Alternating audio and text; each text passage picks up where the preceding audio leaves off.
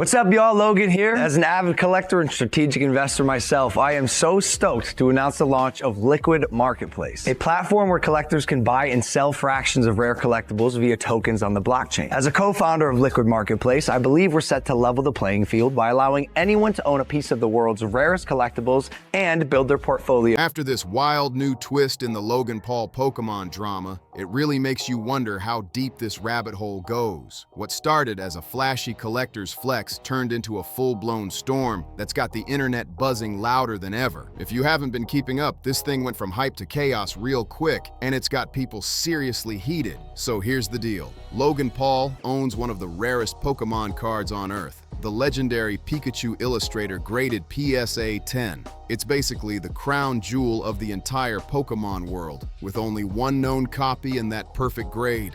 Experts say it's worth over $10 million now. Yeah, you read that right. $10 million for a single card. Most collectors would lock it in a vault and brag about it forever, but not Logan. Instead of just keeping it as a trophy, he decided to flip the script and turn it into a business move. He helped launch something called Liquid Marketplace, a platform where fans could buy fractional ownership in high-end collectibles. Sounds fancy, right? Basically, people weren't buying the actual card. They were buying shares that represented small slices of it. Through that setup, more than $2.5 million worth of shares tied to Logan's card got sold, giving investors over half the ownership on paper. The pitch? That everyone who bought in would have a say in the card's fate, whether to hold it, sell it, or do something big with it. Logan hyped it up everywhere, even on primetime TV, claiming this kind of shared investment could beat traditional stocks. That's when things started to twist, and the story took a turn no one saw coming. Liquid Marketplace didn't just hit a few bumps, it completely crashed into chaos. Users started flooding forums and social media, saying they couldn't pull out their money, sell their shares, or even touch the funds they thought they owned. People were panicking, feeling trapped in a system that suddenly stopped working. And while all that confusion was going down, Logan made a move that left everyone stunned. He quietly bought back the Pikachu Illustrator card. No public vote, no investor approval, nothing. Coffeezilla is not a criminal. I called him, I apologize. Step 2, we want to offer a rewards program for players who are disappointed in the status of the game. So essentially, you're going to be able to burn your base egg or your base animal for the mint price, which was 0.1 ETH or the equivalent in BNB. I am personally committing 1,000 ETH to this, which is about $1.3 million. I'm sorry, guys. I apologize for how this has unfolded thus far, and I want people to know that they can trust me and that I'll always take care of the fans and people who support me. And lastly, thank you, Coffeezilla.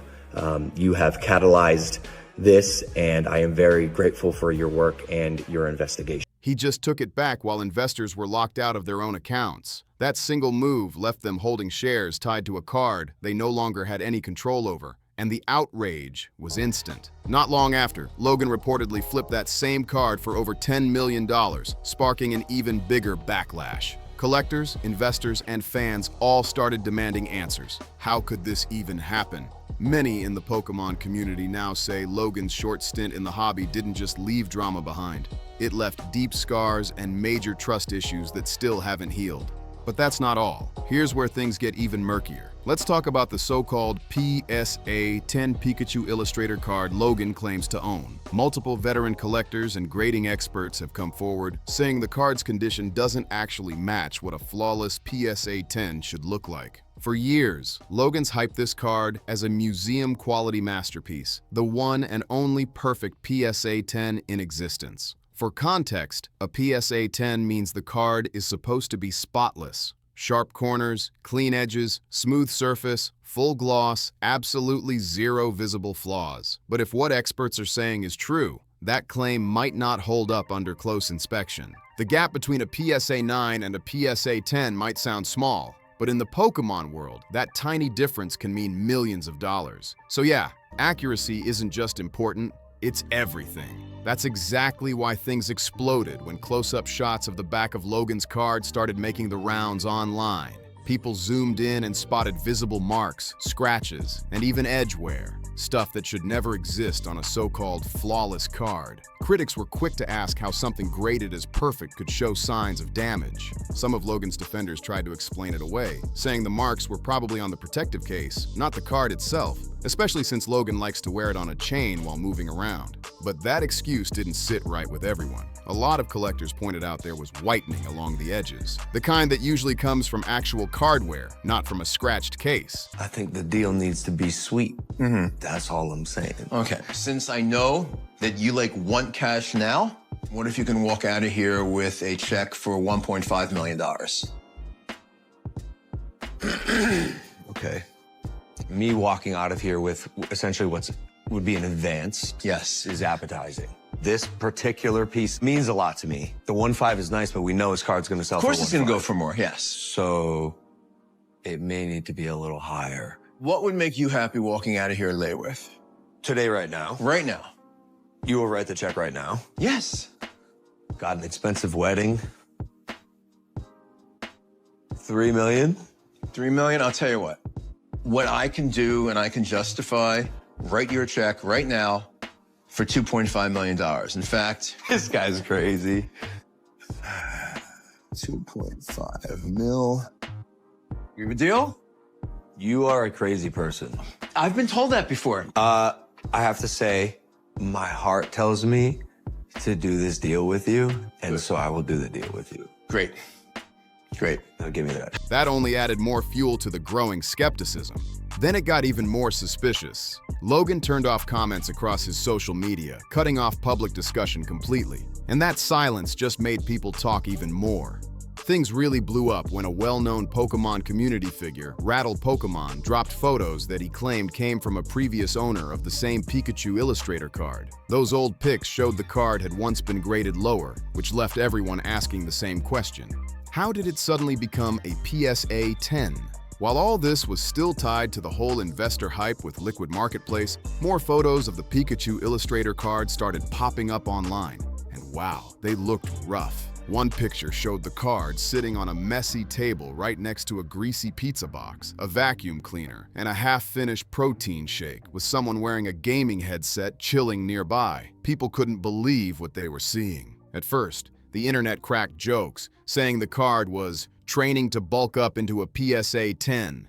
But those laughs quickly faded once collectors realized what these images actually meant. Place an irrevocable bid on the illustrator. Let me explain what that means. Ahead of the auction, someone will agree to put a pre-placed bid on the card. So if it doesn't hit that number, it gets sold to them at that number. If it goes above the number that they put, take the final sale price and their number, that difference, they get 10% of. So it's a way for someone to, it's almost like a business move. Someone did this with a fucking Birkin bag. He put a $3 million irrevocable bid on a Birkin bag. The Birkin sold for 10 million. The difference between 3 million and 10 million is 7 million.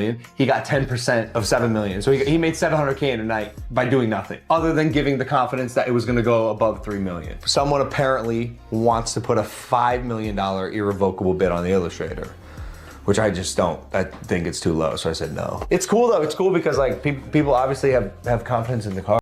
These weren't just funny memes. They hinted that the card might not have always been the flawless gem it was promoted to be. The photos seemed to back up claims that it had once been a PSA 9, not a 10, just like Rattle Pokemon had mentioned before. Rattle even shared more context, saying the card had a documented grading history that didn't match the perfect museum-quality version used in marketing promos. According to that info, the Pikachu illustrator had been graded a 9 multiple times before somehow jumping to a 10 under very different circumstances. Back in those days, PSA didn't treat Pokemon cards like the treasures they are now. Grading was cheaper, rules were looser, and collectors often resubmitted the same card again and again, just hoping to score that magical higher grade. That kind of loose grading environment opened the door for certain cards to slip into higher grades without any real physical improvements. In the online discussions, people claimed that Logan's Pikachu illustrator had been graded a 9 several times before somehow getting bumped up to a 10. And that's when it was officially sold as the perfect version.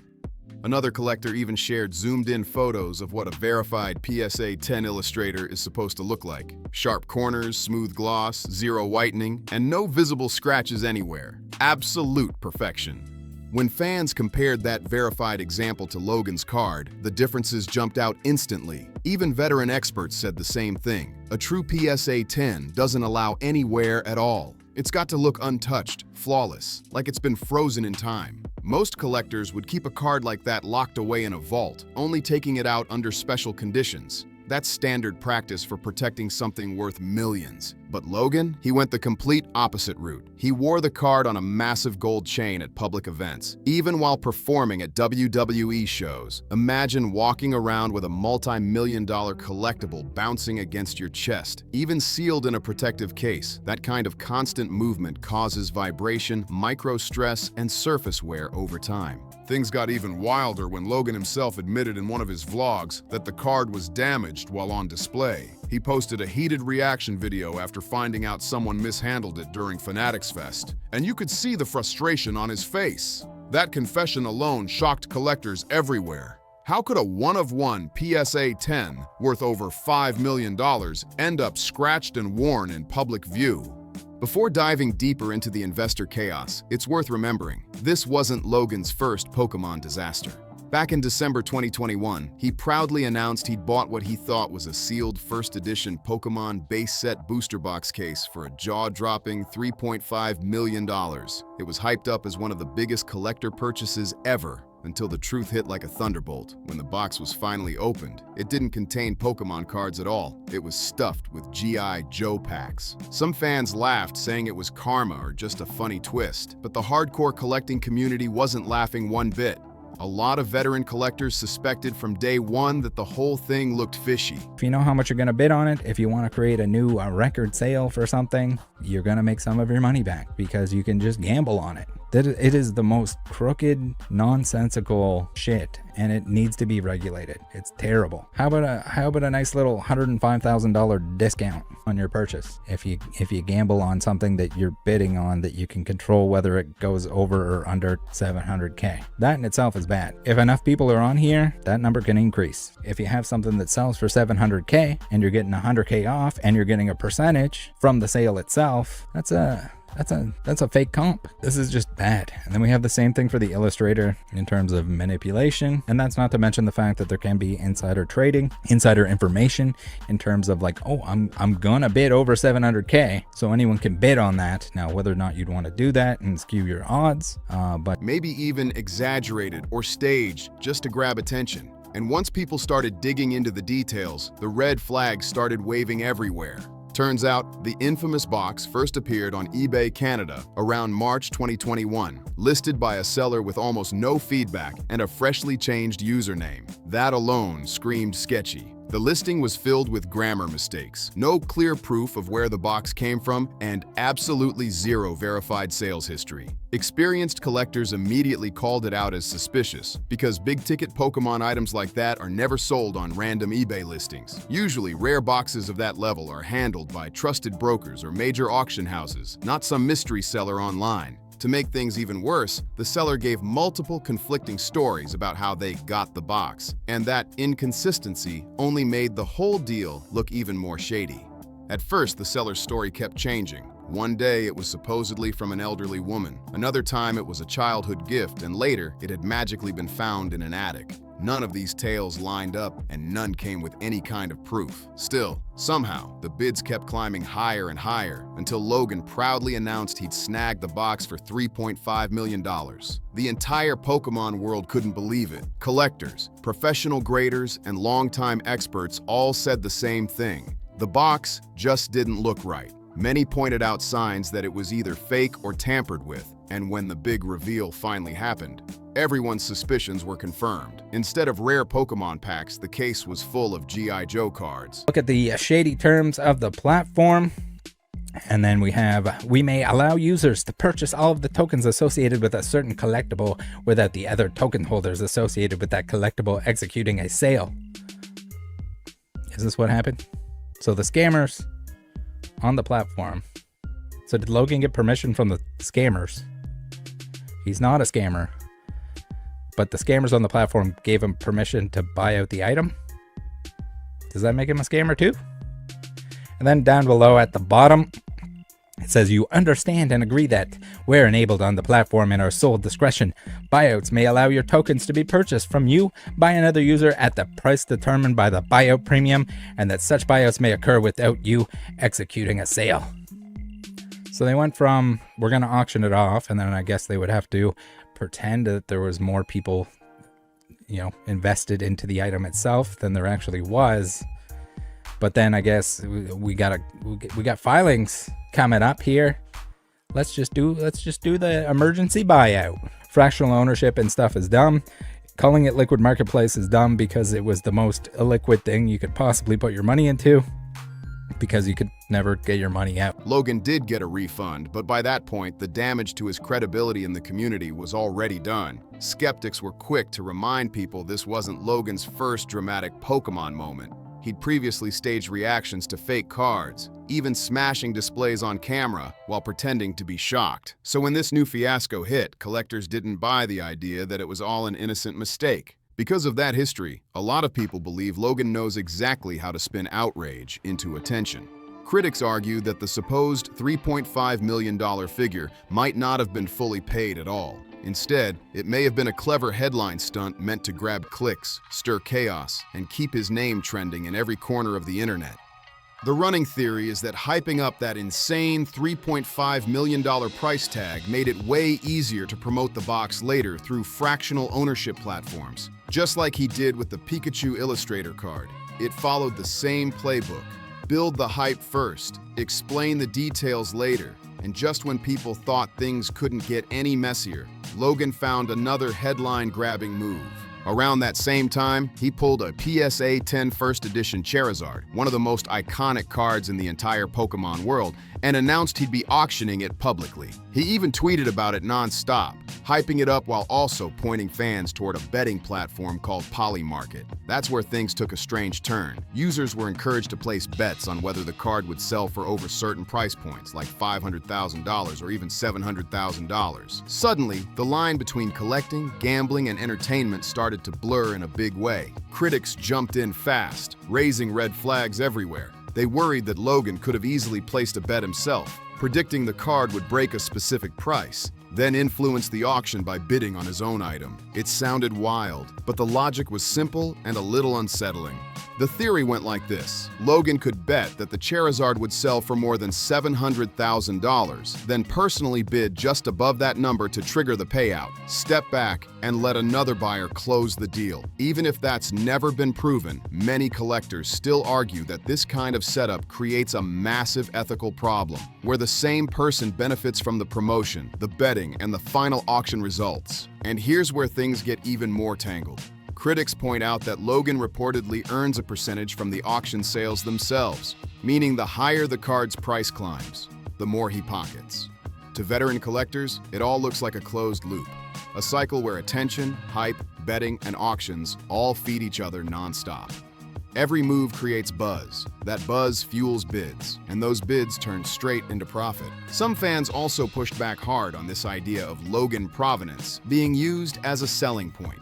The claim that a card is worth more just because Logan owned it didn't sit well with the community at all. Many argued that celebrity ownership doesn't guarantee higher value, and in some cases, it can actually hurt a card's reputation. Then came even more controversy. People brought up an older grading mystery involving one of Logan's first edition Charizard cards. That same card reportedly failed a cross-grade attempt before later showing up with a BGS10 label, which instantly made collectors raise their eyebrows. How did a card go from rejected to perfect grade status? That jump only fueled more suspicion about how transparent the grading process really was. All of this chaos eventually circles right back to Liquid Marketplace, the platform Logan co-founded around 2020, the same one fans already knew from his previous promos. One of its biggest headline listings was his PSA 10 Pikachu Illustrator, valued at roughly $5 million.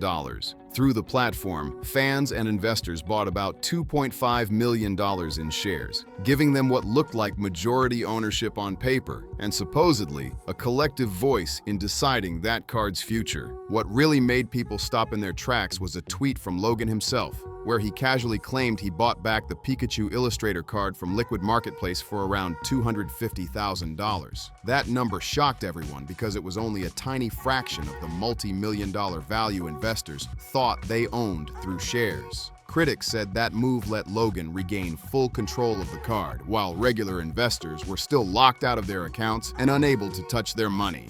As reports piled up, users started saying their withdrawals were frozen, their funds were locked, and their supposed ownership meant nothing. Then, without warning, Liquid Marketplace quietly shut down, leaving millions of dollars effectively trapped. No clear statements, no refunds, no answers, just silence. People who believed they owned part of a historic Pokémon card were left wondering if they'd been holding real value at all. Meanwhile, Rattle Pokémon and other investigators kept digging deep into the fine print, exposing terms that many users clearly didn't understand when they invested. Most believed they were buying actual ownership, sharing profits, and even having a say in what happened to the card. But critics argue that reality played out completely differently. In the end, Logan got the asset back, the platform vanished, and the investors were left with nothing but confusion and empty dashboards. That whole sequence raised a massive question. Who really benefited from the start? And it didn't stop there. Fans began questioning Logan's motivation altogether. The man's already swimming in money, from YouTube, Prime, WWE, sponsorships, and multiple businesses. So why dive into another high-risk venture targeting supporters? With scandals like Crypto Zoo and now Liquid Marketplace, people can't help but ask, is this about innovation or just another hustle dressed up as opportunity? The accountability issue is what's got everyone furious. Logan wasn't just some celebrity face. He was a co-founder of Liquid Marketplace, and he personally listed his own card on the platform.